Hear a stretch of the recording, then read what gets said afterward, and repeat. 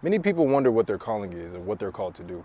In reality, you're called to do something each and every day. And the truth is, you answer your calling every single day, no matter who you are, because you're either called by two people, the enemy or God. The enemy calls you to wake up and scroll on your phone, not walk in your purpose, be distracted.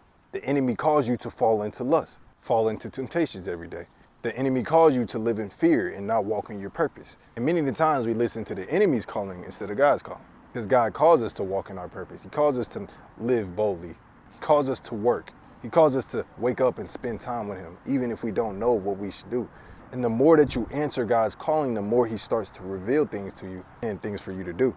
But it all starts with the obedience to listening to Christ. You have to realize that the small decisions that you make to choose God's calling every single day, the reading the word in the morning instead of scrolling, the waking up early instead of sleeping in, the putting away your phone so you actually know what to do instead of escaping to it every single time you're bored or idle, walking outside and praying instead of staying inside.